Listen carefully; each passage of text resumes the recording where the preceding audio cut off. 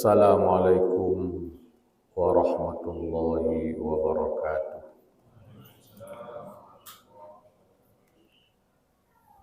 Innal hamdalillah, salatu wassalamu ala Rasulillah wa ala alihi wa sahbihi wa mawalah.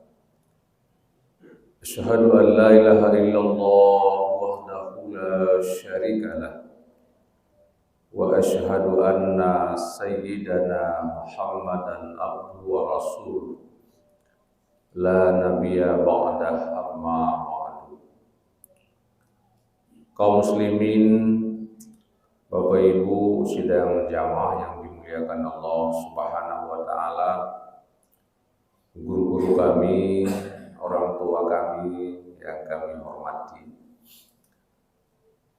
Marilah sama-sama kita kembali menyampaikan segala puji serta syukur kita kepada Allah Subhanahu wa taala atas segala rahmat serta nikmatnya kepada kita sekalian. Selawat dan salam mari sama pula kita sajikan kepada junjungan alam Nabi besar Muhammad sallallahu alaihi wasallam, kepada keluarga dan sahabat beliau sekalian. Alhamdulillah wa syukurillah, pada subuh yang berbahagia ini kita kembali dipertemukan Allah Subhanahu wa taala di dalam suasana sholat berjamaah subuh, dan sebelumnya kita melaksanakan sholat fajar, yang itu merupakan pahala yang sangat besar. Rasulullah Shallallahu Alaihi Wasallam bersabda dalam satu hadisnya, "Raka'atil fajri khairum minad dunya wa ma fiha." 2 rakaat kita melaksanakan sholat sunat fajar itu lebih baik daripada dunia dan seisinya. Jadi merupakan kehilangan besar apabila kita tidak sempat melaksanakan sholat fajar pada satu hari. Ketika kita kehilangan benda-benda yang kita miliki, kita merasa sedih, bahkan melapor kemana-mana untuk dapat dikembalikan barang hilang kita.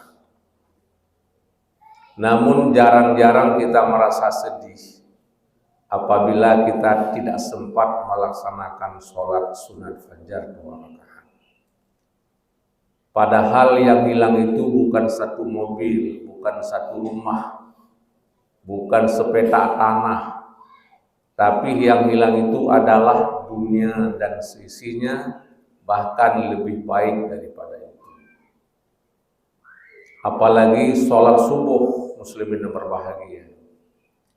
Makanya kalau berbicara masalah sholat berjamaah, pahala yang paling banyak adalah sholat berjamaah pada hari Jumat.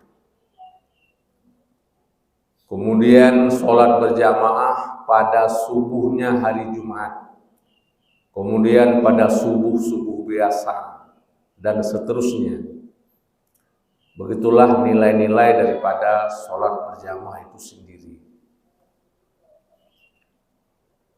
Salah seorang ulama besar Indonesia, Profesor Dr. Buya Hamka, beliau pernah mengatakan dalam satu ceramahnya, kalau kalian ingin melihat orang yang sedang bersyiar dengan syiar Islam, datanglah ke masjid pada waktu sholat Aidil Fitri dan Aidil Adha.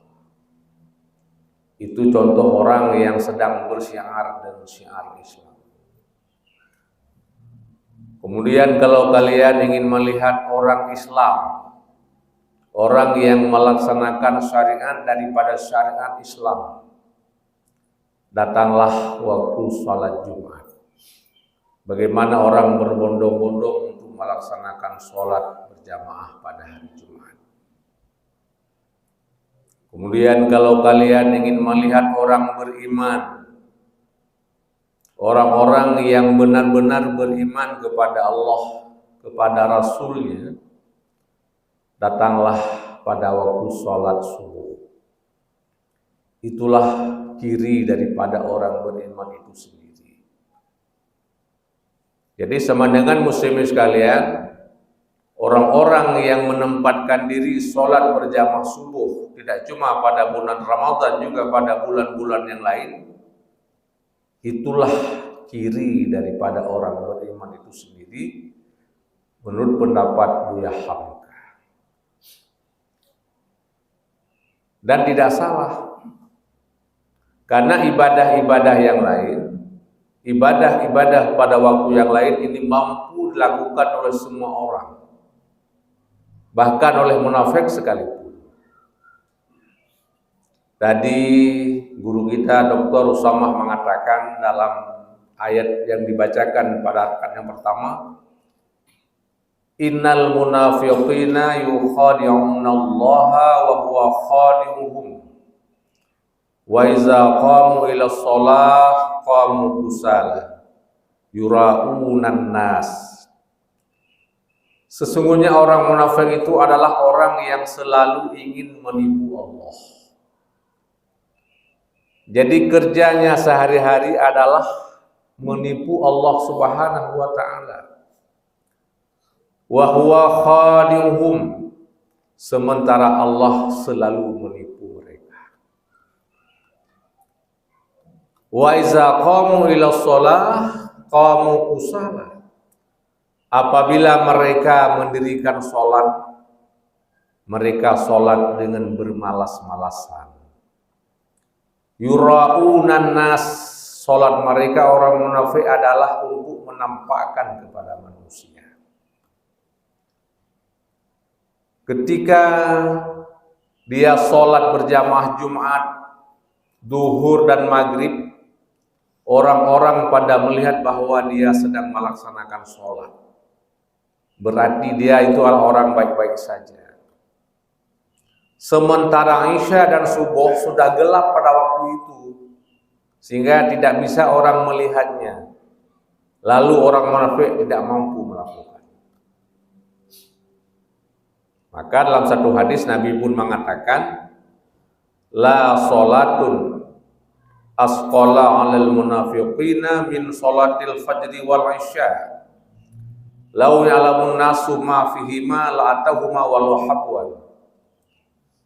Tidak ada satu sholat yang berat dilakukan oleh orang munafik kecuali sholat isya dan subuh berjamaah. Orang munafik nggak mampu melakukan itu. Lau ya'lamun nasu ma fihima, andai kata manusia tahu apa yang ada pada keduanya isya dan subuh berjamaah, la atauhuma walau habwan, mereka akan datang ke masjid, ke musalla, walaupun merangkak-rangkak, walaupun dengan kursi roda sekalipun akan datang ke masjid kalau dia tahu. Sama dengan Bapak Ibu sekalian, pahala yang diberikan Allah kepada orang-orang yang melaksanakan sholat subuh berjamaah ini luar biasa. Ketika Allah mengatakan dan Rasulnya pahalanya lebih besar diberikan Allah kepadanya, jangan lupa Allah pun akan memberikan kebahagiaan dan kenikmatan di dunia kepada orang-orang yang senantiasa melaksanakan sholat subuh berjamaah. Merupakan rezeki yang memadai, pendidikan, kesehatan, dan lain sebagainya akan diberikan dan akan kita raih ketika kita komitmen dengan sholat berjamaah subuh. Dan di situ kekuatan iman muslim sekalian. Sehingga orang-orang di luar agama Islam sangat takut kepada orang-orang yang berjamaah subuh. Dia tidak takut kepada orang yang sholat Jumat, tidak takut kepada orang-orang yang sholat tarawih sekalipun. Tapi mereka sangat takut kepada orang-orang yang komitmen dengan jamaah subuh. Kenapa? Karena di situ ada kekuatan zahir dan batin yang luar biasa. Muslimin sekalian, dalam satu hadis Nabi bersabda, hadis ini dari Sauban, dan hadis ini riwayat Imam Abu Dawud. Apa kata Nabi? Yushiku an tada'a alaikumul umam kama tada'a lakalatu ila qas'atiha. Qala qail wa min qillatin nahnu yawma idin ya Rasulullah. Qala bal antum yawma idin katsir walakinnakum ghusa'un ka ghusa'is sayl. Walazannallahu fi suduri aduwikum mahabata minkum walaksifanna fi qulubikum wahan. Qalu wa mal wahanu ya Rasulullah? Qala hubbud dunya wa karahiyatul maut. Hampir saja kalian akan dikepung oleh bangsa-bangsa di dunia, oleh orang kafir, orang Yahudi, orang Nasrani, orang Majusi, ateis, komunis, sekulerisme, dan bermacam-macam nama. Jadi mereka semua akan mengepung umat Islam. Sebagaimana mereka mengepung makanan yang ada di meja makan. Ketika itu salah seorang sahabat bertanya, "Wa min qillatin nahnu yawma idzin ya Rasulullah?" Apakah ketika itu kita sedikit wahai Rasul, sehingga kita tidak berdaya seperti itu? Qala, Nabi menjawab, bal antum yawma idzin katsir. Bahkan kalian pada waktu itu banyak. Kalian mayoritas.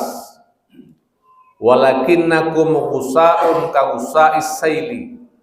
Tetapi kalian pada waktu itu bagaikan buih di bawah banjir. Artinya kalian mayoritas di segi kuantitas dan minoritas di segi kualitas. Umat Islam banyak tetapi tidak bermutu. Jadi syarah daripada itu salah satu tidak bermutunya muslimin sekalian karena kurang gemar dalam berjamaah subuh. Karena inti daripada solat berjamaah subuh. Ketika orang-orang yakin berjamaah pada waktu subuh, dipastikan dia akan yakin solat pada waktu-waktu yang lain. Namun ketika orang yakin berjamaah maghrib, tidak bisa dipastikan yakin dia akan sholat subuh berjamaah. Jadi umat Islam banyak namun tidak bermutu, bagaikan buih ketika banjir. Ketika itu Allah pun mencabut dalam hati musuhmu takut kepadamu. Musuh-musuh Islam tidak lagi takut kepada orang Islam. Dan Allah pun mencapakan dalam hatimu penyakit wahan. Ketika Nabi mengatakan penyakit wahan, sahabat pun bertanya, qalu ya Rasulullah wa mal wahan? Wahai Rasulullah, apakah wahan itu? Nabi menjawab, al-wahnu hubbud dunya wa karihiyatul maut. Wahan itu adalah cinta dunia dan takut kepada kematian. Ketika umat Islam ini cinta kepada dunia berlebihan, cinta kepada pangkat, cinta kepada jabatan, cinta kepada kekayaan, cinta kepada kedudukan, dan takut kepada kematian, di situ sumber kelemahan umat Islam itu sendiri. Sekarang mari kita kaji di negara kita, Indonesia. Kalau kita lihat orang-orang yang terjebak dengan korupsi, yang cinta dengan harta benda, miliaran.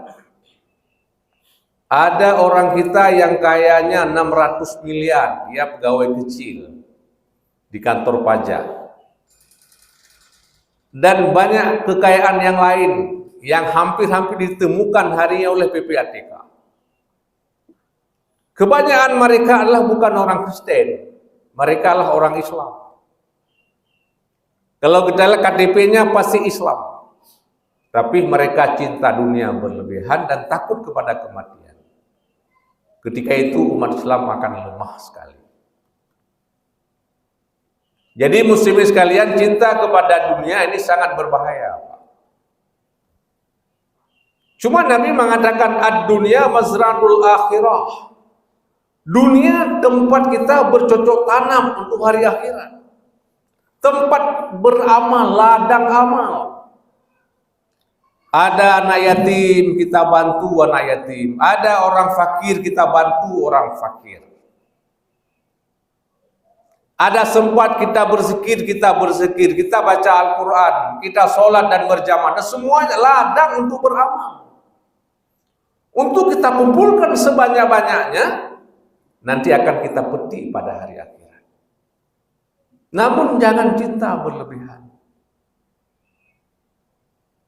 Salah seorang ulama besar, Syekh Ibrahim bin Adham, di dalam kitabnya beliau mengatakan seperti ini. Jumudul aini bikaswatil qalbi. Kerasnya dua mata dengan sebab kerasnya hati. Jadi mata kita sangat keras. Maksudnya tidak peduli dengan keadaan yang ada. Ada anak yatim, tidak makan, tidak punya pakaian, tidak ada pendidikan, kita biasa-biasa saja. Bahkan ada orang meninggal dunia, tetangga kita pun kecelakaan dan berbagai macam sumber kematiannya, kita biasa-biasa saja. Tidak pernah sedih, tidak pernah berlinang air mata dengan kondisi yang ada di lingkungan kita. Kenapa? Bikaswatil qalbi, karena kerasnya hati. Hati ini tidak lembut, gersang. Wa qaswatul qalbi bikasratiz zunubi. Kenapa hati ini menjadi keras? Disebabkan banyak dosa. Karena banyak dosa yang sudah kita lakukan selama ini. Ada sholat yang kita abaikan, ada puasa yang kita tinggalkan, ada haram yang kita makan, dan berbagai macam dosa yang lain diakibatkan oleh kerasnya hati. Wa kasratu zunubi min nisyanil mauti. Banyaknya dosa, kenapa? Karena kita lupa kepada kematian. Padahal hidup ini hanya menanti, Pak. Kita menanti waktu sholat. Dan kita menanti kapan kita akan disolati. Makanya kapan kita berhenti sholat? Kita berhenti sholat ketika kita sudah disolati. Maka hari ini ketika kita bisa sholat di belakang imam, silakan sholat. Karena nanti kita akan berada di depan imam. Jadi orang-orang yang lupa dengan hari kematiannya, seakan-akan dia akan hidup selamanya, dia akan banyak sekali berbuat dosa. Sekalian.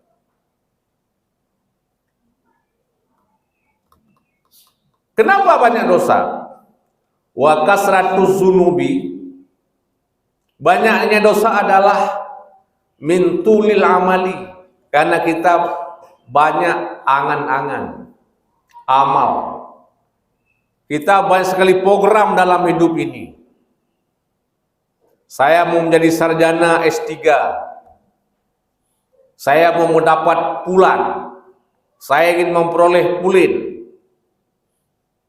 Saya ingin punya kebun kelapa sawit sekian hektar. Saya mau toko sekian dan sebagainya. Angan-angan panjang sekali. Maka kita lupa kepada kematian. Wa tulul amali min hubbid dunia. Kenapa kita panjang sekali angan-angan? Karena kita cinta kepada dunia. Karena cinta kepada dunia berlebihan, maka panjang sekali angan-angan muslimin sekalian. Wa hubbud dunya ra'su kulli khati'ah.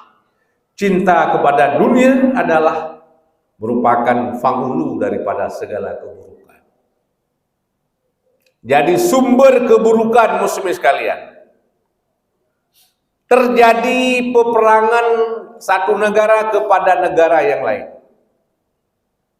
Terjadi korupsi yang dilakukan oleh para pejabat-pejabat kita. Terjadi pembunuhan. Terjadi gesekan satu dengan yang lain. Fitnah, caci maki dan sebagainya adalah gara-gara kita cinta kepada dunia ini.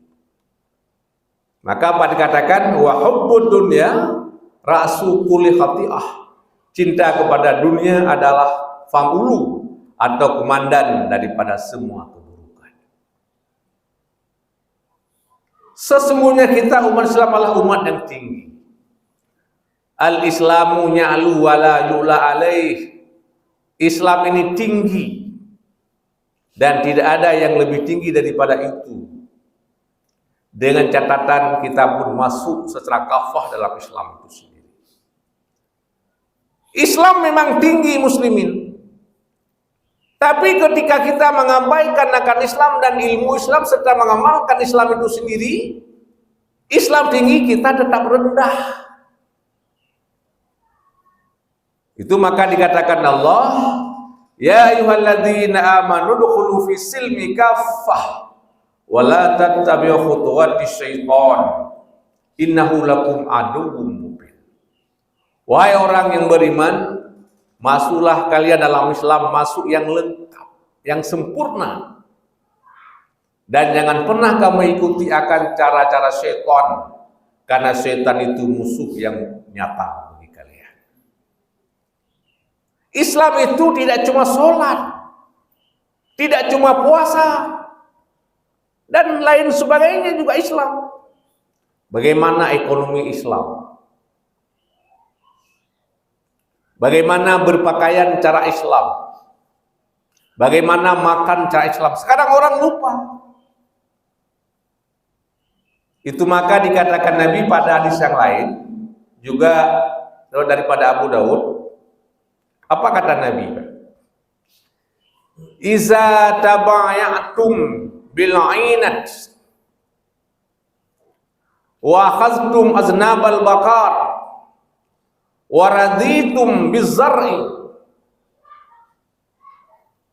wa taraktum jihadan sallallahu alaikum dullan la yanzi'uhu hatta tarji'u ila dinikum. Apa kata Nabi? Apabila kalian berjualan dengan cara-cara riba. Sekarang mari kita mengintrospeksi diri hari ini. Apa yang terjadi di kita?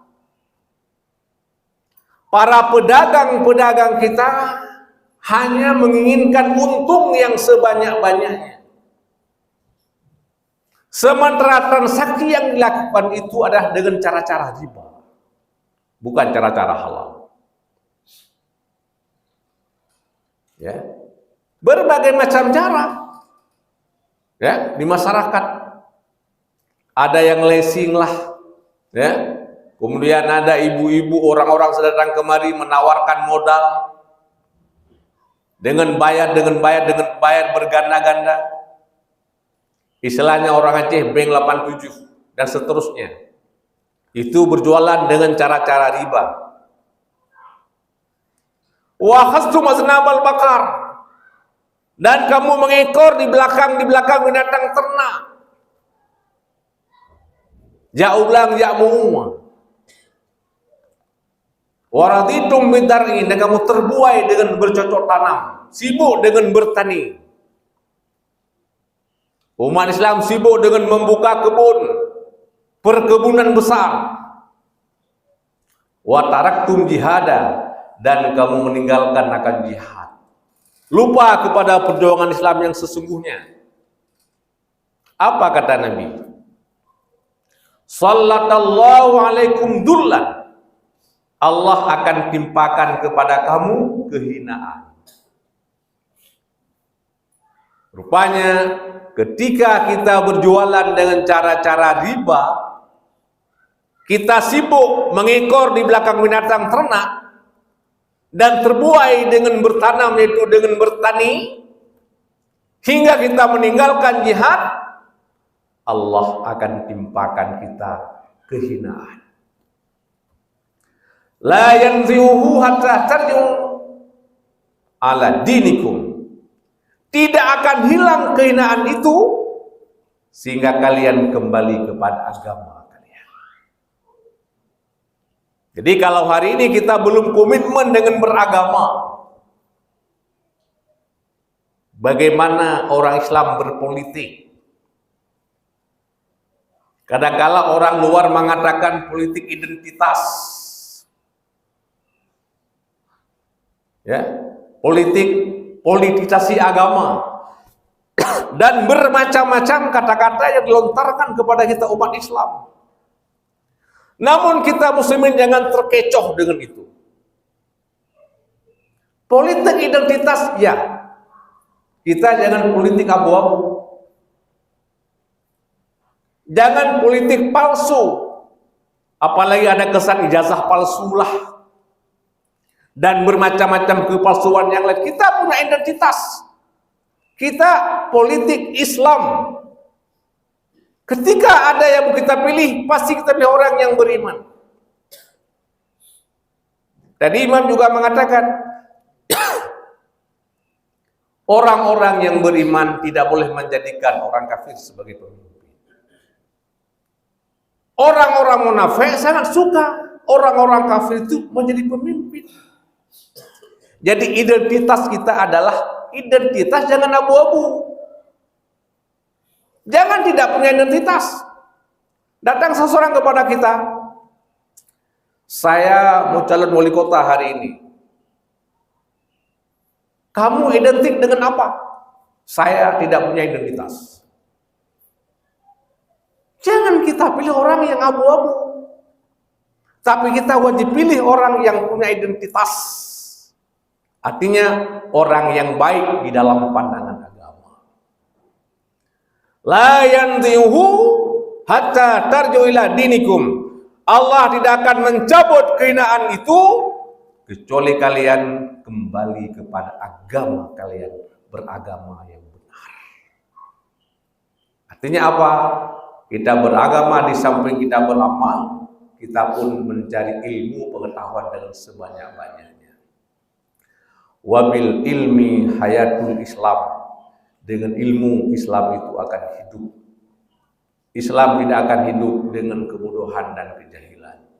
Orang Islam banyak tapi bodoh, itu tidak bermutu. Tapi orang Islam banyak dan orang Islam yang berilmu serta mengamalkan dengan ilmunya dengan cara-cara yang ikhlas, Allah Subhanahu wa taala akan mengangkat derajatnya. Yarfa'illahu alladziina aamanu minkum walladziina utul ilma darajah. Allah akan mengangkat orang-orang yang beriman di antara kamu dan orang-orang yang beriman darajah, beberapa derajat yang sangat tinggi. Semoga bermanfaat. Subhanakallahumma wa bihamdika asyhadu an la ilaha illa anta nastaghfiruka wa atubu ilaika. Wassalamualaikum warahmatullahi wabarakatuh.